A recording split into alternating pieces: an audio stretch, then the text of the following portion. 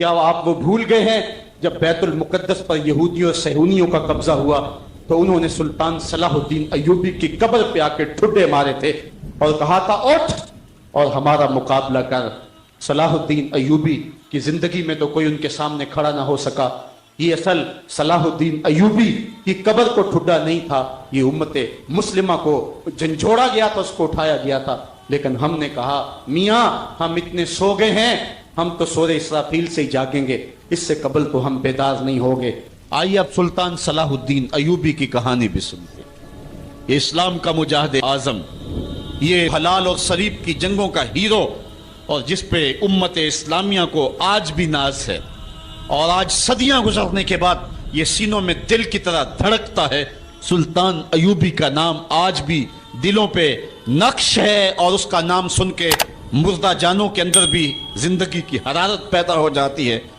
اس کے زمانے میں ریجینالڈ بدبخت ایک انگلستان کے شہزادے نے حاجیوں کے قافلے کو روک لیا اور ان کا سامان لوٹ لیا۔ انہوں نے کہا ہم حج پہ جا رہے ہیں، تو نے ہمارا سامان لوٹ لیا، ہمیں جانے دے۔ تو اس نے دریدہ دہنی کرتے ہوئے کہا بلاؤ اپنے نبی محمد کو جو تمہاری جان چھڑائے۔ بس سلطان صلاح الدین ایوبی تک یہ بات پہنچی تو میں نے تاریخ میں پڑھا کہ وہ دانت پیستا تھا، اس کی آنکھوں میں خون اتر آیا، اور اس میں کھڑے کھڑے قسم کھائی کہ جب تک اس ظالم کو کیفر کردار تک نہیں پہنچاؤں گا چین کی نیند نہیں سوؤں گا۔ پھر پونے دو سال کا عرصہ آپ سلطان صلاح الدین ایوبی کی زندگی دیکھ کے جنگی مہموں کو ترتیب دیتا رہا، دن رات اس نے ایک کر دی، نیند قریب نہ آنے دی۔ جب نیند بہت زیادہ تنگ کر دی تو پھر وہ خیمے کی چوب کے ساتھ ٹیک لگا کے کھڑے ہو کر کے اپنی آنکھوں کی آگ بجھا لیتا، اور پونے دو سال کا عرصہ اس نے چارپائی پہ لیٹ کے نہیں دیکھا۔ پھر وہ لمحے آئے کہ اللہ نے اس کی مراد پوری کی۔ انگلستان کے شہزادے لائن میں کھڑے تھے، اس نے شاہ گاما کو اپنی کرسی دی اور ساتھ کہا ہم جس کو کرسی دیتے اسے امان دیتے ہیں۔ پھر اس نے اس کے جو نائٹس تھے ان کو آب خوریم دیے، ان میں پانی دیا، کہا جس کو ہم پانی دیتے ہیں اس کو امان دیتے ہیں۔ پھر جب ریجینالڈ کی باری آئی تو بادشاہ کی رگیں پھول گئیں غصے سے، اس نے تلوار نیام سے باہر نکالی اور اس کی چھاتی پہ چڑھ کے اس کی گردن پہ تلوار رکھ کے اس کے ٹکڑے کرتے ہوئے کہا او کتے، تم نے کہا تھا بلاؤ اپنے نبی محمد کو، محمد عربی نے اپنا نوکر بھیج دیا ہے۔ اور اس طرح اس ریجینالڈ کتے کے دو ٹکڑے کر کے رکھ دیے۔ یہ ہماری تاریخ ہے، یہ روشن تاریخ ہے۔ ہمارے اسلاف، ہمارے بزرگ، اس دور کے شہنشاہ، اس دور کے بادشاہ اتنی جرأت اور اتنی عظیمت رکھا کرتے تھے، اور آج ہماری کمزوریاں نے دشمنوں کو دلیر کر دیے۔ کبھی ایسا بھی اندھیر آیا تھا کہ سر عام یوں توہین اور تنقیص ہوتی ہو پیغمبر حسن اور پیغمبر جمال کی، اور پھر 1.40 کروڑ انسان دنیا کے اوپر بستے ہوں۔ یہ بھی زمانے نے دن دیکھنے تھے تو امت مسلمہ کی موت واقعہ ہو جائے اگر حضور علیہ السلام کی توہین باقی رہتی ہے۔ اس لیے امت کو پوری قوت کے ساتھ کھڑا ہونا ہے اور اپنے نبی علیہ السلام کی توہین کا بدلہ لینا ہے، اور یہ ممکن نہیں ہے جب تک جو ہے وہ ہم پوری دنیا کے اوپر غالب نہ ہوں۔ اللہ تعالیٰ امت کو وہ دن نصیب فرمائے کہ امت کا غلبہ اللہ تعالیٰ نصیب فرمائے۔ اس وقت ہمارا المیہ یہ ہے کہ ہمارے پاس عالم لیڈر کوئی نہیں ہے، عوام کے جذبے یقیناً دیکھنے کے۔ سیریا کے بچوں کو میں نے دیکھا کہ وہ چھوٹے چھوٹے بچے، انہوں نے ہاتھوں میں کتبہ پکڑا ہوا ہے، اور میں اس منظر کو دیکھ کر کے کتنی دیر تک سکتے میں رہا۔ اس کے اوپر لکھا ہوا تھا اقتلونا ولا تسبوا لنبینا، ہمارے ٹکڑے کر دو لیکن ہمارے نبی کو گالی نہ دو۔ ان بچوں کے درد کی کہانی کلیجے چیر رہی تھی۔ یہ محبتوں کا عالم، وہ اقبال نے کہا تھا چمن میں رخت گل شبنم سے تر ہے، چمن میں رخت گل شبنم سے تر ہے، سمن ہے سبزہ ہے باد سحر ہے، مگر ہنگامہ ہو سکتا نہیں گرم، یہاں کا لالا بے سوزے جگر ہے۔ اس وقت امت بے امام ہے، امت کے پاس جو ہے وہ کوئی ایسا شخص نہیں ہے جو امت کی رہنمائی کرے۔ ملک بھی خالی ہیں اور عالمی لیول پہ بھی ہم کسی امام سے محروم ہیں۔ اللہ نے وہ دن نصیب کرنے ہیں، ہم صفے سیدھی کریں، بس ہمارا کام اتنا ہے۔ صفے سیدھی کریں گے تو امام بھی اللہ بھیج ہی دے گا، اور وہ وقت آئے گا کہ اس کے جھنڈے نیچے ہم کھڑے ہوں گے۔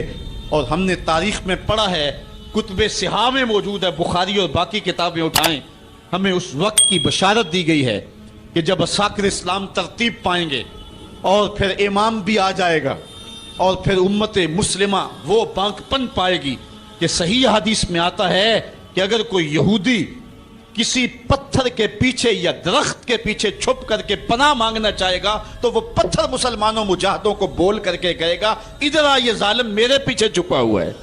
وہ دن بھی اللہ تعالیٰ نے ہمیں دکھانے ہیں اور پوری امت کے اوپر جھنڈا جھولے گا تو آمنہ کے لال کا ہی جھولے گا انشاءاللہ. آ ملیں گے سینہ چاکانے چمن سے سینہ چاک, بزم گل کی ہم نفس باد صبا ہو جائے گی, شبنم افشانی پیدا کرے گی میری سوز و ساز, اس چمن کی ہر کلی درداش نہ ہو جائے گی, آسمان سحر کے نور سے ہوگا آئینہ پوچھ, ظلمت رات کی سیما پا ہو جائے گی, شب گریزاں ہوگی آخر جلوہ خورشید سے, یہ چمن معمور ہوگا نغمہ توحید سے. وہ وقت انشاءاللہ آنے والا ہے, بس ہمارا کام صفیں سیدھی کرنی ہے اور صفوں کو ترتیب دینا ہے, اپنے جذبوں کو مرنے نہیں دینا ہے اور یہ جذبے اپنی نسلوں میں بھی منتقل کرنے ہیں اور اپنی نسلوں کو بٹھا کر کے حضور کی عظمت کی کہانی پڑھا کے جانا ہے. میں نے سیریا کے ان بچوں کو دیکھا تو میں اپنے بچوں کو بٹھا لیا, میں نے کہا بیٹے پوری دنیا کے اوپر حضور کی ناموس پہ حملہ ہے, بتاؤ ہم کیا کریں گے. تو میرا 5 سال کا بچہ ہے, مجھے حمزہ کہنے لگا کہ ابو یہ جو تلوار آپ نے لٹکا کے رکھی ہے بیٹھک میں, اس کے میں پیچ خود کھول سکتا ہوں اور یہ میرے ہاتھ میں دے, ان ظالموں کو میں کاٹوں گا. میں نے کہا بیٹے مجھے یہی تجھ سے توقع تھی, اس لیے کہ تیرے جسم کے اندر خواجہ دین محمد مصطفی کی غیرت کا خون دوڑ رہا ہے اور انشاءاللہ یہ ہماری نسلیں اٹھیں گی اور اسلام کے غلبے کا خواب ہم شرمندہ تعبیر کریں گے انشاءاللہ. تو اپنے بچوں کو بٹھائیں اور ان کو بتائیں اور ان کو حب رسول کے جام پلائیں, ان کے اندر محبت رسول انڈھیل دیں اور ان کے سینے کے اندر یہ حرارت پیدا کر دیں اور وہ امت کے لیے اور نام محمد کے لیے ہر قربانی دینے کے لیے آمادہ ہو جائیں. انشاءاللہ وہ وقت دور نہیں ہے جب پوری دنیا کے اوپر اسلام کا جھنڈا جھولتا ہوا نظر آئے گا. ہم نے اپنے جذبوں کو بہر صورت بیدار رکھنا ہے اور اگر انہوں نے توہین کی زبان کھولی ہے تو کروڑوں انسان حضور کی مدح میں زبانیں کھول لیں, صبح و شام وظیفہ درود و سلام کا لبوں پہ جاری کر لیں اور حضور کے نام کا جھنڈا اٹھائیں. یہ گلیوں میں, یہ چوکوں میں, یہ بازاروں میں یہ احتجاج یہ تو ایک معمولی کیفیت ہے, ہم تو اس سے آگے بھی اگر ہم بے بس ہیں, کر کچھ نہیں سکتے. سچی بات ہے, ہمارے اندر جو جذبوں کی کائنات ہے ان کو کچا چبا جائیں کہ جنہوں نے میرے آقا حضور نبی رحمت کی توہین اور تنقیص کی ہے. اس لیے جو ہم سے بن پڑا, جو ہم سے ہو سکا, ہم نے وہ ضرور کرنا ہے. وہ کیا کہا تھا سودا نے کہ مجنو لیلا سے بازی نہ لے سکا پر سر تو دے سکا. کس منہ سے کرتے ہو دعویٰ عشق سودا, تم سے تو یہ بھی نہ ہو سکا. ہم نے دیکھنا ہے کہ ہم کیا کرتے ہیں, اس حوالے سے ہمارے جذبات کیا ہیں. مجھے یاد آئی آج ہمارا سارا دن آج ہمارا کی کہانیاں میرے ذہن میں گردش کرتی رہی. ہمارا غزوہ احد کی نامور مجاہدہ ہیں کہ جب بھگدڑ مچی اور کچھ تو خون ہونے لگا اور عجیب کیفیت بن گئی تو اس وقت حضرت ہمارا خاتون ہیں جو اس جنگ میں ساتھ آئی تھی. کس کام کے لیے آئی تھی کہ کوئی زخمیوں کی مرہم پٹی کروں گی, لیکن جب دیکھا کہ حضور تنہا ہے اور تیروں کی برسات ہو رہی ہے, ہمارا تلوار لے کے میدان میں آ گئی اور حضور نبی رحمت نے فرمایا کہ میں جدھر دیکھتا تھا مجھے ہمارا ہی نظر آتی تھی.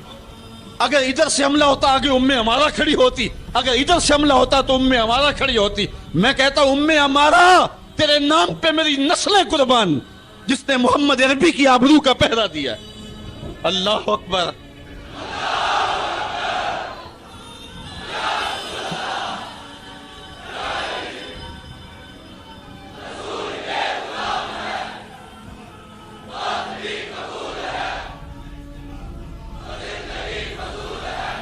تمہارے جذبے سچے ہیں انشاءاللہ. شاید مغرب کو بھول ہو گئی ہے, یہاں ایک ایک بچہ غازی علم الدین ہے, ایک ایک بچہ عمر چیمہ ہے. یہ سعادت مندیوں کا سفر ہے. یہ مغرب کو بھول ہو گئی ہے, اس نے کس قوم کو چھیڑا ہے. ان کی غیرت مری ہوئی نہیں ہے, انہوں نے کچوکے دیے, زخم دیے, امت کو معاشی بحران میں مبتلا کر دیا. روز پیٹرول کے بم ہمارے اوپر گرتے ہیں لیکن ہم کبھی میدان میں نہیں آئے. لیکن سارے معاملات کے اندر ہم کمپرومائز کر سکتے ہیں, کمزوری بھی دکھا سکتے ہیں. اگر اس عنوان سے ہم کمزوری دکھائیں, ہمارا بچتا ہی کچھ نہیں ہے. ہمارا سب کچھ نام محمد ہے. ہم نے ہر دور میں تقدیس رسالت کے لیے وقت کی تیز ہواؤں سے بغاوت کی ہے، چھوڑ کے سلسلہ رسم سیاست کا فسوں بس ایک نام محمد سے محبت کی ہے۔ ہم نے عہد غلامی کرنا ہے حضور علیہ السلام کے نام سے، اور انشاءاللہ یہ ہماری سعادت مندی ہے۔ ورنہ ہم نے وہ زمانہ بھی دیکھا ہے جس زمانے میں کوئی ایسا متنفس نظر نہیں آتا تھا جو حضور کے نام کا جھنڈا اٹھائے۔ یہ تاتاریوں کا دور ہے، جب بغداد کو اجاڑا گیا، امت کے سر کاٹے گئے، اور یہ حال تھا کہ منگول سردار نے کہا کسی مسلمان کا سر لاؤ، اپنے فوجیوں کو کہا نہیں تو تمہارا سر کاٹ کے لگائیں گے۔ ایک مینار تعمیر کرنا ہے کھوپڑیوں کا، اور پھر مسلمانوں کا پتہ ڈھونڈتے ہوئے لوگ ہاتھ میں پیسے لے کے گھومتے تھے کہ کسی مسلمان کا پتہ دے دو، اس کا سر کاٹیں ہم، لیکن مسلمان ملتا نہیں تھا، کاٹ دیے گئے۔ دجلہ 3 دن تک خون بن کے بہتا رہا۔ یہ ہماری تاریخ ہے بغداد کی۔ اور پھر دجلہ کا بند توڑ دیا گیا، جو لوگ تہ خانوں میں چھپے تھے 1.25 لاکھ لاشیں ہم نے وہاں سے پھر نکالی۔ پھر وہ لمحے آئے کہ کوئی ایسا متنفس نظر نہیں آتا تھا جس کے ہاتھ میں اسلام کا جھنڈا ہو۔ تو ایک منگول سردار عیسائی ہو گیا، اس نے ایک عیسائی پادری کو بلایا اور کہا کہ اپنے مذہب کی تبلیغ کر تاکہ کچھ لوگ اور بھی ہمارے ہم نوا ہو جائیں۔ اس نے قسم پرسی کے سالم میں کہ اب کوئی شخص نہیں ہے جو اسلام کا نام لیوا ہو، تو اپنے خب سے باطنی کا اظہار کر دیا اور پیغمبر حسن و جمال حضور نبی رحمت کی توہین و تنقیص کا آغاز کیا۔ ابن حجر نے لکھا ہے کہ ایک کتا تھا جو خیمے کی چوب کے ساتھ بندھا ہوا تھا۔ جب اس نے توہین کا آغاز کیا تو اس نے بھونکنا شروع کر دیا۔ لوگوں نے کہا کہ یہ کتا تیری اس توہین کی وجہ سے بھونک رہا ہے۔ اس نے کہا نہیں ایسی کوئی بات نہیں، یہ کتا نسلی کتا ہے۔ واقعی وہ نسلی تھا، اور میرا ہاتھ کا اشارہ پا کے غیرت میں آ گیا ہے، کوئی ایسی بات نہیں ہے۔ اس نے پھر توہین کا آغاز کر دیا۔ ابن حجر نے لکھا ہے کہ اس کتے نے زنجیر تڑوا کر کے اس پادری کے گلے میں جا کے دانت گاڑ دیے اور چھوڑا تب جب اس کو واصل جہنم کر دیا۔ اس منظر کو دیکھ کے 70,000 اس فوج کے سپاہی اسلام کے دامن میں آ گئے۔ اقبال نے اسی موقع پہ کہا تھا تو نہ مٹ جائے گا ایران کے مٹ جانے سے، نشائے میں کو غرض نہیں پیمانے سے، ہے عیاں یورش تاتار کے افسانے سے، پاسباں کعبے کو مل گئے صنم خانے سے۔ اللہ اپنے نبی کی آبرو کی یوں بھی حفاظت کرنا جانتا ہے۔ کون جانتا تھا کہ عامر چیمہ یہ کام سر انجام دے گا؟ وہ تو ٹیکسٹائل کی ڈگری لینے گیا تھا، لیکن غلامی رسول کی سند لے کے پلٹا۔ میں نے غازی کے جنازے میں شرکت کی ہے، آپ نیٹ پہ جائیں اور وہاں اس کے جنازے کی تصویر دیکھیں، یا کہیں تصویر آپ کو میسر ہو۔ جنازہ لوگوں کی انگلیوں پہ ہے، بھاری تابوت اور اس کے اندر اس کا جسد اطہر، لیکن ہاتھوں پہ نہیں ہے، آپ کو انگلیوں کے پوروں پہ نظر آئے گا۔ اور ایسے مناظر بھی دیکھنے والوں نے دیکھے کہ رش کی وجہ سے لوگ نیچے سے ہٹ بھی جاتے اور وہ پھر بھی ہواؤں میں تیرتا رہتا۔ آپ جا کے دیکھ لیں، میں کوئی ہوا میں بات نہیں کر رہا، بالکل انگلیوں کے پورے پہ میں خود شامل تھا، اور میری سمجھ میں اس وقت بات نہیں آتی تھی کہ یہ کیا ماجرا ہے، اتنا بھاری صندوق اور انگلیوں کے پوروں پہ۔ پھر ایک دن میں حضرت سعد بن معاذ کی کہانیاں پڑھ رہا تھا کہ ان کا جنازہ بڑا ہلکا تھا، تو پوچھا گیا تو فرمایا کہ سعد کے جنازے کو صرف انسان ہی جو ہے وہ کندھا نہیں دے رہے، فرشتے بھی کندھا دے رہے ہیں۔ غازی کا جنازہ ایسے ہوا میں تیرتا تھا جس طرح پانی پہ کشتی تیرتی ہے۔ میں نے خود غازی کی قبر کی پائنتی پہ ایک سید زادے کو روتے دیکھا، اور وہ کہہ کیا رہا تھا، ربا میں تینوں اے نہیں کہندا مینوں عامر چیمہ بنا دے، میں کہنا دے قدماں دی مٹی ہی بنا دے۔ یہ سعادت مندی کی موت ہے، یہ خوش نصیب لوگوں کی زندگی ہے، اور مسلمان اس کو اعزاز سمجھتا ہے۔ اس پورے حال میں کوئی ایک شخص بھی نہیں ہوگا کہ جس کے دل میں یہ آرزو نہ ہو کہ میں حضور کے نام پہ قربان ہو جاؤں۔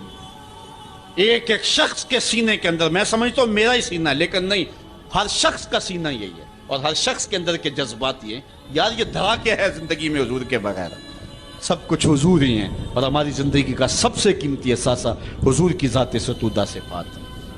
آپ کو جمعۃ المبارک کو جو کال دی گئی اس میں بھرپور شامل ہوں، جہاں جہاں سے آئے ہیں وہاں جو جلوس ہو بھرپور شامل ہوں، لوگوں کو ترغیب دیں، اور اس کو جو ہے وہ بہت بڑے سائز کے اندر جلوسوں کو منعقد کرے تاکہ مغرب کو پیغام جائے کہ یہ تھکے ہوئے، ماندے ہوئے، ہارے ہوئے، یہ جو ہے وہ معاشی بحرانوں کے پسے ہوئے لوگ جب بھی اپنے من کا سودا کرتے ہیں تو بازار مصطفیٰ میں ہی کرتے ہیں۔ ان کو پیغام جائے اور ہماری نسلوں کے اندر بھی یہ جذبے جاگے، اپنے بچوں کو بھی انگلیوں سے لا کر کے جو ہے وہ ان جلوسوں کے اندر لے کر کے آئیں، اور اس سعادت مندی کے سفر کے اندر ان کو بھی شامل رکھیں تاکہ ان کے اندر بھی یہ جذبے بیدار ہوں کہ محمد سے وفا تو نے تو ہم تیرے ہیں، یہ جہاں چیز ہے کیا لوح و قلم تیرے۔ ہم تاریخ کے کمزور دور میں بھی دیکھتے ہیں جب سلطنت عثمانیہ کا کمزور خلیفہ سلطان عبد الحمید تمام سفیروں کو بلا کر کے انہیں کہتا ہے کہ مجھے یہ اطلاع ملی ہے کہ تمہارے ملک میں ایک ایسی فلم کی نمائش ہونے والی ہے جس میں پیغمبر رحمت صلی اللہ علیہ وسلم کی توہین اور تنقیص کے پہلو نکلتے ہیں۔ تو انہوں نے کہا کہ ہم اس کا کل جواب دیں گے۔ تو اگلے دن انہوں نے دربار میں حاضر ہو کر کے کہا کہ اس فلم کے لیے ٹکٹیں تقسیم ہو چکی ہیں اور اس کو روکنا ممکن نہیں ہے۔ تو سلطان عبد الحمید اپنے ہاتھ میں تلوار پکڑتا ہے اور پھر اپنی کرسی سے اٹھ کے کھڑا ہو جاتا ہے، کہتا ہے تم کر کے دیکھو، یہ تلوار پھر تمہارا فیصلہ کرے گی۔ اور پھر وہ فلم ریلیز نہیں ہو سکی تھی۔ یہ میں آپ کو اسلام کے طاقتور دور کی کہانی نہیں سنا رہا، سلطنت عثمانیہ کا کمزور ترین خلیفہ یہ سلطان عبد الحمید کی کہانی ہے، یہ ہمارے دور زوال کی کہانی ہے، اور ان میں یہ ہمت نہ ہو سکی۔ اور جو ہمارا ماضی ہے وہ تو اس حوالے سے اتنا شاندار ہے، ہمارے اسلاف، ہمارے بزرگ اور اس دور کے حکمران حضور علیہ السلام کی آبرو کا جس انداز سے پہرا دیتے رہیں، اور اہل علم نے جس بانکپن کے ساتھ اس زمانے میں فتوے دیے تھے، ہم بہت کچھ برداشت کرتے آئے ہیں اور بہت معاملات کو ہم جو ہے وہ سہنے کی سکت بھی اپنے اندر پاتے ہیں، لیکن یہ بات ذہن میں رکھیں کہ ہمارے اندر یہ طاقت نہیں ہے کہ ہم حضور کی توہین کو برداشت کر لیں۔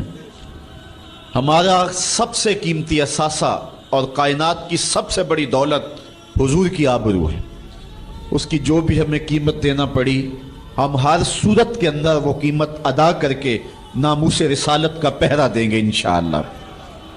اور دنیا نے دیکھ لیا ہے ہم اتنے کمزور نہیں ہیں، شاید انہوں نے حکمرانوں کے چہروں سے عوام کے چہروں کو دیکھنے کی کوشش کی تھی، لیکن ایسا نہیں ہے۔ جن کے مفادات مغرب سے وابستہ ہیں اور جن کے پیسے مغرب کے بینکوں میں ہیں اور جن کی عیاشیوں پر مشتمل ویڈیو ان کے پاس موجود ہیں، وہ تو بزدل کوئی بات کرنے کی ہمت نہیں رکھتے، اور جنہوں نے اپنی زندگی کا سودا ہی بازار محمد میں کیا ہے تو پھر انہیں کوئی ڈر اور کوئی باک اور کوئی خوف نہیں ہے، اور وہ حضور کے نام پہ سب کچھ لٹانے کے لیے ہمیشہ آمادہ رہتے ہیں، کوئی ان کے ساتھ چلے یا نہ چلے۔ لاہور کے اندر پرسوں درس قرآن کے بعد میں ایک دوسری جگہ درس قرآن پہ جا رہا تھا، تو میں نے ایک تنگ گلی میں دیکھا کہ ایک بوڑھا شخص تھا جس کی عمر کوئی 80 سال کے قریب ہوگی، اس کا حلیہ بھی نہیں بتا رہا تھا کہ وہ کوئی مذہبی شخص ہے، اس کی وضاحت بھی ایسی تھی اور اس کا لباس بھی کچھ ایسا تھا، لیکن اپنے 10 یا 12 سال کے پوتے کو اس نے بٹھایا تھا موٹر سائیکل پہ اور پیچھے خود بیٹھا ہوا تھا اور ہاتھ میں پلے کارڈ اٹھایا ہوا تھا، اس اوپر لکھا تھا کالی کملی والے تم پہ لاکھوں سلام، اور وہ گلیوں میں گھومتا تھا اور اس کی آنکھوں میں جو آنسو اور چمک تھی وہ بتا رہی تھی اور مغرب کو پیغام دے رہی تھی کہ ہم گناہگار ضرور ہو سکتے ہیں، محمد عربی کی چوکھٹ کے غدار نہیں ہو سکتے ہیں۔ ہمارا سب سے قیمتی اثاثہ حضور علیہ السلام کی آبرو پہ قربانی دینا ہے، اور یہ ہماری زندگی کی سعادت مندی ہے۔ امام مالک نے کہا تھا کہ 2 ہی چیزیں ہیں دنیا کے اوپر، یا عاشقان رسول زندہ رہیں یا گستاخان رسول زندہ رہیں، دونوں ایک ساتھ زندہ نہیں رہ سکتے ہیں، اور اب وہ وقت آ گیا ہے کہ ہم پوری قوت کے ساتھ کھڑے ہو کر کے اس بات کا اعلان کریں اور پوری امت سیسا پلائی ہوئی دیوار بن جائے اور امت کا ایک ایک بچہ غازی علم الدین شہید بن جائے، غازی عامر چیمہ بن جائے، مغرب کی وادیاں بھی گونج اٹھے اور مشرق کے دیواروں در بھی گونج اٹھے، اور جدھر ہی کان لگائیں میرے محمد عربی کے قصیدے ہی سنائی دیں۔ کائنات کا ایک ایک گوشہ حضور کے نام پہ قربان کرنے کا ہم عزم کریں، اور پھر اس کی جو بھی قیمت ادا کرنی پڑے ہمارے لیے جو ہے وہ بالکل ادنا قیمت ہے۔ میرے امام نے کہا تھا، آج بھی بریلی کی گلیوں سے صدا آتی ہے، کروں تیرے نام پہ جاں فدا، نہ ایک جاں دو جہاں فدا، دو جہاں سے بھی نہیں جی بھرا، کیا کروں کروڑوں جہاں نہیں۔ کہتے ہیں حضور میں آپ کے نام پہ جان وار دوں، پھر کہا ایک جان کیا میں سارا جہان وار دوں، اور پھر کہتے ہیں حضور دو جہان وار کر کے بھی دل نہیں بھرا ہے، آپ کی چوکھٹ اتنی اونچی ہے، کروڑوں جہان بھی ہوتے تو آپ کے نام پہ نچھاور کر دیے جاتے۔ تو حضور علیہ السلام کی آبرو، حضور علیہ السلام کی عزت اور حضور کی ناموس کا پہرا، یہ اہل ایمان کی زندگی ہے، اور ان کی زندگی کا درہ ہے، اور ان کی زندگی کا شیوا اور دستور ہے۔ کتاب رحمت کا مضمون دیکھیے، آج آپ کو کئی لوگ بزدلی کی تبلیغ کرتے دکھائی دیں گے، مختلف چینلوں پہ بیٹھے ہوئے کمزور باتیں کرنے والے بھی آپ کو دکھائی دیں گے، کسی کی بات پہ کان نہ دھریں۔ آئیے دیکھیے قرآن کیا کہتا ہے، ان الذین یؤذون اللہ ورسولہ لعنہم اللہ فی الدنیا والآخرہ، وہ لوگ جو اللہ اور اس کے رسول کو اذیت دیتے ہیں ان پر دنیا میں بھی لعنت ہے اور آخرت میں بھی لعنت، وَأَعَدَّ لَهُمْ عَذَابًا مُهِينًا، اللہ تعالیٰ فرماتا ہے ان کے لیے اللہ نے دردناک رسوا کر دینے والا عذاب تیار کر رکھا ہے۔ اور آگے چل کے یہی سورہ احزاب میں فرمایا ملعونین، وہ لوگ لعنتی ہیں، یہ قرآن ہے، ملعونین، اللہ کہہ رہا ہے یہ بدبخت لوگ پھٹکارے ہوئے ہیں، اینما سوکفوا اخذوا وقتلوا تقتیلا، جہاں بھی پکڑے جائیں ان کو گن گن کے قتل کر دو۔ ابن خطل نامی ایک بدبخت تھا جو حضور کی توہین کیا کرتا تھا۔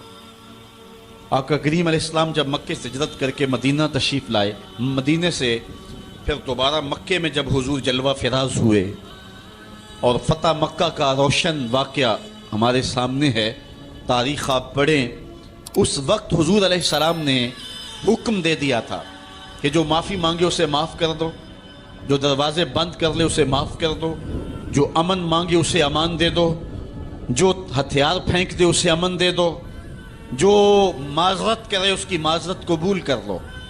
لیکن کچھ بدبخت گستاخان رسول کے بارے میں فرمایا یہ جہاں بھی ملے ان کے ٹکڑے کر دو۔ ان میں سے ایک بدبخت ابن خطل تھا، اس کی دو لونڈیاں تھیں، یہ دونوں گا گا کے تنقیس کرتی تھی حضور کی، اور یہ شعر لکھتا تھا۔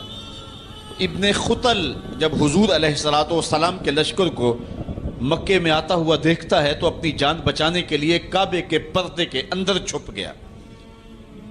اہل ایمان جب طواف کر رہے تھے تو کعبے کے پردے کے اندر چھپی ہوئی کوئی چیز دیکھی، انہوں نے ٹٹولا دیکھا تو ابن خطل تھا، پناہ تو اس نے کعبۃ اللہ کی دیوار اور پردے کے درمیان لی، لیکن حضور نے تو کہا تھا جو ابو سفیان کے گھر میں چلا جائے اسے بھی امن دے دو، حرم تو امن کا مرکز ہے ہی ہے، جو ابو سفیان کے گھر چلا جائے اسے بھی امن دے دو، اور یہ کعبہ کی دیوار کے ساتھ چمٹا ہوا تھا اور کعبے کے پردے کے اندر چھپا ہوا تھا۔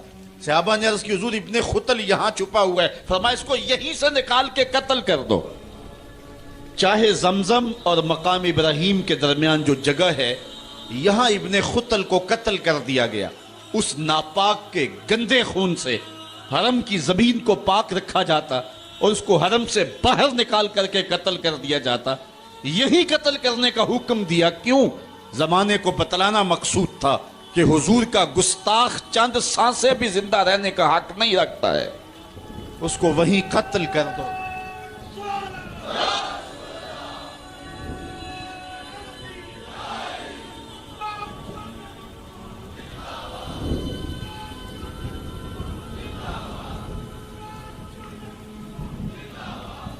آج ہم یاد کرتے ہیں سلطان صلاح الدین ایوبی کو، آج یاد آتا ہے سلطان نور الدین زنگی، جنہوں نے نام محمد پر اپنا سب کچھ وار دینے کا عزم کر رکھا۔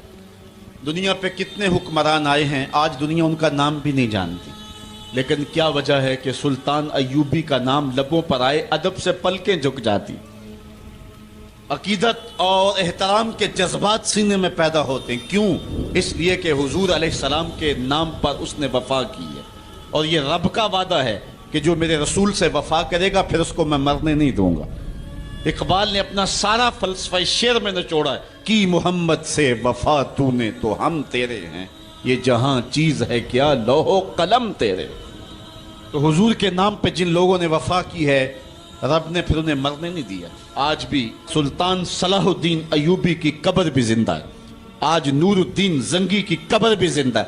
اچھا یہ بات میں بتاؤں کہ حضور علیہ السلام کے گستاخوں کے ساتھ نپٹنا یہ ہر شخص کے بس کا روگ بھی نہیں ہے، یہ ڈیوٹی بھی رب کی طرف سے ہوتی ہے، اور رسول اللہ جس کو پسند کریں اس کی ہی یہ ڈیوٹی لگاتے ہیں. ورنہ کس کے سینے میں یہ آرزو نہیں مچلتی؟ جب راجپال نے توہین کی تھی تو کون نہیں چاہتا تھا کہ اس کی گردن کاٹوں، لیکن سعادت مندی نصیب ہوئی تو غازی علم الدین شہید کو نصیب ہوئے. علامہ اقبال علیہ رحمہ نے کہا تھا جنازے میں کیسی گلیں ہی کرتے رہ گئے، ترکھانہ دا منڈا نمبر لے گیا. حضرت پیر جماعت علی شاہ رحمۃ اللہ تعالی علیہ نے کہا تھا غازی علم الدین کے جنازے پہ گردن جھکائے چل رہے تھے، آنکھوں میں آنسو تھے. 6 لاکھ لوگ حضرت غازی علم الدین کے جنازے میں شامل ہوا تھا. سید دیدار علی شاہ صاحب جب جنازہ پڑھانے کے لیے کھڑے ہوئے تو غش کھا کے گر پڑے. بعد میں جب اٹھے اور جنازہ پڑھایا تو کسی نے کہا حضرت آپ نے بڑے بڑے جنازے پڑھائے ہیں، کبھی یہ کیفیت آپ کی ہوئی نہیں ہے. فرمایا جنازے بڑے پڑھائے ہیں لیکن کبھی حضور کا دیدار نہیں ہوا ہے. آج پہلی بار یہ موقع ملا، ادھر جنازہ پڑھانے لگا، ادھر آمنہ کا لال بھی سامنے تھا. حضرت پیر امیر ملت علیہ رحمہ گردن جھکائے چل رہے تھے تو آپ نے کہا لوگوں میں نے بڑے بڑے بادشاہوں کی کہانیاں پڑھی ہیں، میرے دل میں کبھی یہ امنگ نہیں جاگی کہ فلاں بادشاہ میں ہوتا. جو فقیر ہوتا ہے وہ خود ہی شہنشاہ ہوتا ہے، اس لیے اس کے دل میں یہ آرزو کیوں پیدا ہو کہ وہ بادشاہ ہو، وہ خود ہی شہنشاہ ہوتا ہے. کہتے ہیں میں نے بڑے بڑے پہلوانوں کے تذکرے سنے ہیں، میرے دل میں یہ امنگ بھی نہیں جاگی کہ فلاں پہلوان میں ہوتا. اور پھر فرمانے لگے لوگوں میں نے بڑے بڑے ولیوں کے تذکرے سنے، میں نے کبھی یہ آرزو بھی سینے میں نہیں پائی کہ فلاں ولی میں ہوتا. لیکن آج غازی علم الدین کا جنازہ لوگوں کے کندھوں پہ جا رہا ہے، میرے دل میں آج یہ انگڑائیاں جذبات لے رہے ہیں کاش آج اس چارپائی پہ جماعت علی شاہ ہوتا. یہ آرزو، یہ تمنا، یہ خواہش میرے دل میں انگڑائیاں لے رہے ہیں. یہ سعادت مندیاں ہیں، یہ خوش نصیب لوگوں کا مقصوم ہے، اور یہ مقدر والے لوگوں کو سعادت مندی نصیب ہوتی ہے. یہ یہودی یہ شروع سے پیغمبر حسن و جمال حضور علیہ السلام کی توہین و تنقیص کو شعار زندگی رکھتے ہیں. تو ایک زمانے میں انہوں نے سازش کی اور آقا کریم کے روضہ اطہر سے حضور کے جسد اطہر کو چرانے کی سازش کی، اور جس کی حفاظت میرا رب کرے کون اس محبوب کا بال بیکا کر سکتا ہے. یہ جو کچھ ہو رہا ہے یہ ہمارا امتحان ہے، ورنہ جس کے سر پہ وارا فانا لاکا ذکر کا تاج میرے رب نے رکھا ہے، بھلا اس کی شان کو کوئی گھٹا سکتا ہے؟ جدا ذکر خدا بلند کرے کیڑا جمعہ اوس نو بند کرے، اس ذکر دا حافظ آپ خدا پڑھو لا الہ. خود اللہ حفاظت کرنے والا ہے ذکر کی. یہ تاج رب نے محبوب کے سر پہ رکھا ہوا ہے، اس لیے چاند کی طرف منہ کر کے تھوکنے سے چاند کی نوری کرنوں کو میلا نہیں کیا جا سکتا. تھوکنے والے کا اپنا منہ گندا ہوگا، لیکن چاند کل بھی روشن تھا، چاند آج بھی روشن رہے گا. مدینے والے چاند کی عظمتوں کو کوئی گہنا سکتا ہی نہیں ہے، کیونکہ جس کے سر پہ وارا فانا لکا ذکر کی چادر میرے رب نے تان دی ہے، اس کی عظمتوں کو کوئی گھٹا سکتا ہی نہیں ہے. یہ امتحان ہمارا ہے، یہ آزمائش ہماری ہے. اللہ اکبر. تو میں نے کہا کہ یہ سعادت مند لوگوں کا مقصوم ہوتا ہے. تو زمانے میں کچھ بد نصیب یہودیوں نے یہ سازش کی کہ حضور کے جسد اطہر کو روضہ انور سے نکال لیا جائے، اور پھر باقاعدہ انہوں نے 2 اشخاص کو وظائف پڑھا کر کے، داڑیاں رکھوا کر کے، جبہ و دستار پہنا کر کے مدینے میں بھیجا، صوفیاء کے، نیکوکاروں کے، علماء کے، زاہدین کے روپ میں. اور انہوں نے وہاں ایک جگہ کرائے پہ لے لی اور اپنی کارروائی کا آغاز کر دیا. وہ اپنے کمرے کے اندر سرنگ کھودتے اور روزانہ مٹی نکالتے، اور رات کے اندھیرے میں بقی کے قبرستان میں قبروں کے اوپر مٹی ڈال کے آ جاتے، اور سارا دن تسبیح لیے اللہ اللہ کرتے رہتے. لوگ کہتے کہ یہ تو بڑے صالح لوگ ہیں، اور پھر لوگوں کو خیرات بھی کرتے. لیکن کارروائیاں اور انداز یہ تھا، لباس خضر میں رہزنی کر رہے تھے اور یہ ڈاکو اور یہ راہزن لٹیرے ایک بہت خطرناک مہم پہ آئے ہوئے تھے۔ جب وہ بالکل قریب پہنچ گئے، اور ایک روایت میں آتا ہے کہ حضرت عمر کے پاؤں کا انگوٹھا بھی ننگا ہو گیا، حضور علیہ السلام سلطان نور الدین زنگی کو خواب میں ملے اور ان کی شکلیں دکھائی کہ یہ دو موذی مجھ کو تکلیف دے رہے ہیں۔ تو سلطان فوراً اٹھا اور کہا مدینے میں کوئی غیر معمولی واقعہ ظہور پذیر ہوا ہے، اور اس نے جلدی سے کچھ سواروں کو اپنے ساتھ لیا اور کچھ خزانہ ساتھ لیا، اور فوجوں کو حکم دیا کہ وہ تیار ہو کر کے جلدی میرے پیچھے آئیں۔ مدینے میں پہنچ کر کے اس نے دعوت عام کر دی اور لوگوں کہا کہ آؤ میرے دسترخوان نعمت سے کھاؤ، اور لوگوں کو خیرات کرنے لگا۔ سارا مدینہ اس کے پاس آیا، لیکن جو شکلیں اس نے دیکھی تھی اس کو وہ نظر نہ آئیں۔ وہ بار بار پوچھتا تھا کوئی رہ تو نہیں گیا؟ لوگوں نے کہا کہ نہیں، سارے جو ہیں وہ آپ سے خیرات لے گئے ہیں۔ ہاں، دو شخص ایسے ہیں کہ جو بہت بڑے سخی ہیں، ان کو تو ضرورت ہی نہیں آپ کی دہلیز پہ آنے کی۔ بادشاہ نے کہا مجھے دکھاؤ وہ کون ہے۔ بادشاہ کو شک گزرا یہ وہی تھے۔ جب سامنے آئے تو بادشاہ نے فوراً پہچان لیا، کہا کہ میں تمہارے ڈیرے پہ جہاں تم رہتے ہو وہاں جانا چاہتا ہوں۔ بادشاہ تفتیش کرنا چاہتا تھا، جب دیکھا تو تسبیحیں لٹکی ہیں، مسلح بچھے ہوئے، قالین بچھے ہوئے ہیں۔ تو بادشاہ مسلح اٹھایا، قالین اٹھایا تو نیچے پھٹا تھا، جب پھٹا اٹھایا تو نیچے سرنگ تھی۔ پھر بادشاہ نے ان کو جانوروں کے پیچھے بندھوا کر کے چروا دیا۔ اور میں نے تاریخ میں پڑھا سلطان نور الدین زنگی مدینے کی گلیوں میں پھر اس کے بعد روتا پھرتا تھا، اور اس کی آنکھوں میں آنسو تھے، اور کہتا تھا یا رسول اللہ تمہاری مہربانی کہ یہ ڈیوٹی میرے ذمہ لگائی ہے، ورنہ کائنات بھری پڑی تھی۔ یہ سعادت مندی میرا مقدر کہ اس نوکری کے لیے مجھے منتخب کیا ہے۔ اور پھر اس نے روضہ رسول کے ارد گرد جو ہے جہاں تک پانی آتا ہے وہاں تک جو ہے اس نے جو ہے زمین کھدوائی اور سیسا پگھلا کے اس کے اندر ڈال دیا کہ دوبارہ قیامت تک کوئی موذی اس کی جرت نہ کر سکے۔ تو روضہ رسول کے ارد گرد وہ سیسا پلائی ہوئی دیوار ہے جس کو کھودا نہیں جا سکتا۔ یہ سلطان نور الدین زنگی کی زندگی کا یہ انوکھا باب ہے۔